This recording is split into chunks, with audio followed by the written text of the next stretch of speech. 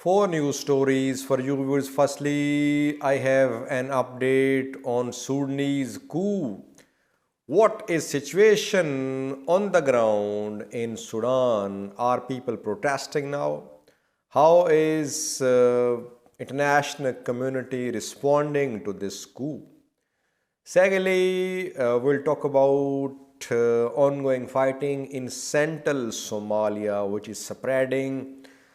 100,000 people have fled. They have been displaced due to this new phase of fighting. Just a few hours ago, we got this statement from some UN aid agencies. So it's not just small scale clashes between Somali forces and Al Sunnat wal Jamaat. Thirdly, an Amhara political party is doing mobilization work in Dasi. Its leaders are in Dasi. That is why we're seeing huge mobilization of locals in Dasi, in Cambodia, and other parts of Amhara towards front lines. We'll talk about that.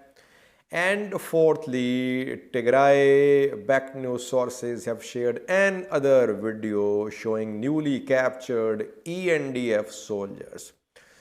This new video shows dozens of new ENDF prisoners of war. How many ENDF prisoners of war are in the custody of TDF now? How many were in June and how many have been taken prisoner over the past few weeks? We'll talk about that. Firstly, we are Sudan. Burhan staged a coup yesterday. He's not calling it coup. He's saying that he has imposed emergency. He wants to steer the country towards elections. Definitely, it's a coup. Cabinet dissolved. Sovereignty Council dissolved. Burhan is the man in charge now. Now, situation on the ground is the protests are still continuing. Clashes are being reported between protesters and Sudanese military, and more than 100 protesters have been injured, and 2 or 3 casualties are being confirmed too. Internet is down, communications have been cut off. It's very difficult to get credible information from Sudan. International community is responding to this coup. From Africa, I have only seen a statement, very strong statement from Nigeria. Nigeria has condemned this coup. I haven't seen any strong statement from other African countries. Ethiopia has issued a statement, though the statement is calling for continuation of transition to democracy, but Ethiopia is not condemning this coup. African Union has suspended Sudan from the body, African Union. The US, the UN, and Western countries, they have issued strong statements. They are condemning this coup. They are demanding the release of Abdullah Hamdok, PM of Sudan. Arab countries, Middle Eastern countries, no, we were not expecting very strong position from them. They're just calling for de-escalation. They're calling for talks between the parties. And some analysts say that they are behind this coup. UAE, Egypt, Saudi Arabia, Arab countries. Some analysts say that they are behind Burhan. So, international community will keep on issuing such statements of condemnation, of showing concern. But reality is that Burhan is the man in charge now in Sudan. He has backing of Sudanese military and some factions too. In previous video, I told you about a statement, an interview by a Bija tribe elder who is willing to end his protests. So Burhan has backing of Sudanese military. He is backing of some factions in Eastern Sudan, in Darfur as well. He'll continue, viewers. But what remains to be seen is people's power in the streets. Can they sustain these protests in Khartoum, other parts of Sudan? That remains to be seen.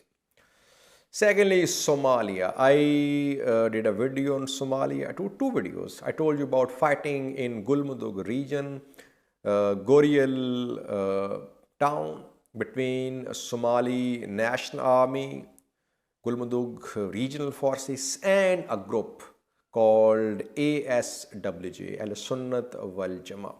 Fighting has intensified, viewers. Two hospitals have been hit as well. Aid agencies say more than 100,000 civilians have been displaced due to this fighting in Goriel town. That shows the scale of this fighting. In central Somalia, now this humanitarian catastrophe is unfolding. Entire Horn seems to be in the flames, viewers. I mean, in Sudan, you see what's happening, coup there, people being shot at. In Somalia, central Somalia, Goriel town, heavy fighting going on, more than 100,000 displaced. In Ethiopia, we know what's happening, no need to talk about that. So, entire Horn is being engulfed in the flames of war, fighting, conflict. Let's pray for peace and prosperity for this region, Horn of Africa. So far in Goriel, no significant developments. Conflicting claims are being made. Regional forces, federal forces are not in full control of Goriel's town so far. ASWJ is proving to be a very tough armed group, which has been operating since early 1990s. It will lead to strengthening of Al-Shabaab, which is the main threat according to some analysts for national security of Somalia. But this conflict ongoing in central Somalia, it will lead to strengthening of Al-Shabaab, which could to step up its attacks against Somali forces in coming days. Thirdly, viewers, we have an update from Dassi city. An Amhara political party is busy mobilizing people in Dassi and Kambolcha. Nama, National Movement of Amharas, is the name of the party. Its office bearers, its leaders, several of them are in Dassi, and they are trying to mobilize people to send them to battlefronts. We got confirmation from several sources that Nama is conducting several such activities of mobilization in Dassi and Kambolcha. 3 days ago, we saw arrival of National Security Advisor of PM Abiy in Dassi. His name is Gado Endergacho. He is former president of Amhara region. He delivered a very emotional speech in Dassi. He tried to convince the people, the youth of Dassi, to fight on the front lines. And after that, we saw that National Movement of Amharas, their leaders, they started their work in Dassi and Kambolcha. That is why we are seeing this huge mobilization of youth towards the front lines in Dassi and Kambolcha. Other parts of Amhara as well, from Gojam, Gondar as well, people are arriving in Dassi and Kambolcha. They're being sent towards front lines where fighting is going on. Lastly, viewers, Tigray back news sources have shared another video of captured ENDF soldiers. The news sources say that the prisoners, ENDF soldiers, have been taken prisoner on Dassi front. You can see dozens of them in this video. How many ENDF POWs does TDF have now? In June, TDF had around 10,000 ENDF POWs, ENDF and Amhara forces. But then several thousand were returned, they were handed over to Red Cross. But after that, we saw that fighting started in Amhara region, and several thousand were taken prisoner after that.